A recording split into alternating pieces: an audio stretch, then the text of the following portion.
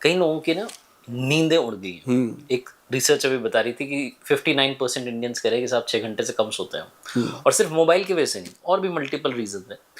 कुछ को नींद ही नहीं आ रही है, टेंशन बहुत हो गई है। तो जे नींद आ जाए सुकून से, इसका कोई फंडा बता दो आप। एक बढ़िया चीज बताऊं, आज ही करके देखना। ठीक है।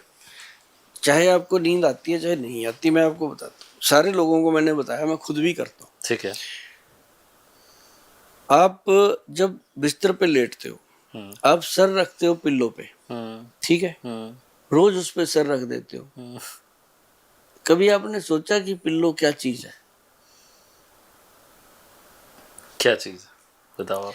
पिल्लो आपकी असली नींद का स्रोत है। जब आप उस पे सर रखते हो तो एक बार उल्टा होके पूरा मुंह उसमें डाल दो, ऐसे घुसा दो। हाँ, घुसा दो। घुसा के उससे बात करो। मैं करता हूँ। अच्छा। हाँ, कि हे पिल्लो देवता, हे मेरे प्रभु, मैं पूरी दुनिया से लड़के झगड़ के थक हार के आज मैं फिर तेरी शरण में आ गया। मेरे को अच्छी नींद प्रदान करो। अच्छा। और अपनी आगोश में अच्छी नींद दो, ताकि मैं रिलैक्स होकर सुबह मुझे फिर जाना है 6 बजे। कृपया 5 बजे मेरी आंख खुल जाए। कोई अलार्म लगाने की जरूरत नहीं, फटक 5 बजे आपकी आंख खुलेगी। ये मैंने रोज आजमाया। बेसिकली ग्रेटिट्यूड शो करते हो आप। हाँ, है ना। ये कमाल करती है चीजें। करता है। और उसके बाद आप देखना, आपको पिल्लो लगने लगेगा कि ये कोई इंसान है, ये है माँ की गोद है ये। यस, ये कहने वाला था मैं। हाँ, ये पता चलेगा कि ये माँ की गोद है। आप उसको जब क्योंकि आप जो अपना सर कहाँ रख के चैन लेते हो, या माँ की गोद में, राइट, या फिर उसमें गर्लफ्रेंड की गोद में, और बीवी की गोद में तो बंदा रोता ही है रख के। उसमें सुकून लेने की बजाय रोने लग जाता है। माँ ही पूछती है सर में हाथ फेर के, बेटा कुछ खाया था? बीवी भी पूछती है। वो कभी कभी पूछती है। नहीं पूछती है, कभी कभी पूछती है। वो इतना जरूर पूछती है क्या खाओगे। हाँ, माँ पूछती है बेटा क्या खाया था। फर्क है, क्योंकि बीवी को इतना ही वरदान मिला हुआ है भगवान। अच्छा। माँ तो फिर भगवान खुद है। मेरी तो बीवी और माँ दोनों पॉडकास्ट देख रही है ना, मुझे दोनों तरफ बैलेंस करना। मेरे भी दोनों देख देखते रहे हैं ना। और सबकी बीवियां और देखती हैं, माँ भी देखती है। मैं आपको एक बात बता दूं, शादी से पहले आपकी जो माँ है उसका बहुत बड़ा महत्व होता है। वो आपको संभालती है। शादी के बाद बीवी आपको संभालती है।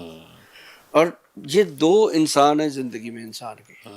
मेरी भी जिंदगी में, अगर आपका बचपन में पोटी बाथरूम साफ किया तो माँ ने किया, बड़ी उम्र में भगवान ना करे कोई प्रॉब्लम आ जाए, कोई काम नहीं आएगा, बीवी करेगी। काम वाली भी नहीं करेगी, चाहे उसको लाख रुपया देना। तो इसका रुतबा उतना ही है। बिल्कुल सही। बस इसके थोड़ा शब्दों, माँ को क्या होता है, माँ को बेटे से प्यार होता है। बीवी को थोड़ा स्वार्थ होता है कि अगर इसको कुछ हो गया तो मेरा क्या बनेगा। ये जरूरी है, उसका ये होना भी जरूरी है। तभी अटैचमेंट दोनों की रहती है। आयुर्वेद से अब हम रिलेशनशिप कोच की तरफ चले गए। हाँ, अगर आप इसको देखें तो होना चाहिए। मैं तो लोगों को ये कहता हूँ कि जिस इंसान ने अपनी वाइफ को आई लव यू नहीं बोला, उसने दुनिया में कुछ नहीं किया। क्या बात है, क्या बात। हमेशा अपनी माँ को आई लव यू बोलो, अपनी वाइफ को आई लव यू बोलो। किसी ऐसी जगह पे आई लव यू मत बोलो जहाँ चित्तर पड़े। घर पे बोलो। क्योंकि ये जो आई लव यू है ना जी, इसकी शक्ति देखना आप, बहुत पावरफुल है। बहुत पावरफुल है जी। मैं यहाँ बैठा हूँ दिल्ली, हर 2 घंटे में घर पे जाता है मैसेज आई लव यू। हाँ, अभी देख रही है, उसको पता है। उधर से आता है लव यू सो हाँ, उधर से आता है सेम टू यू, लगे रहो मुन्ना भाई। वो लिखते हैं मुन्ना भाई लगे रहो, लगे हुए हैं भाई। तो मतलब उसको भी पता है कि इसकी जिंदगी की जो सांसें हैं, क्या बात है, वो इसका काम है, और देश की दुनिया को मैसेज देना, इसी के साथ ये जी रहा है।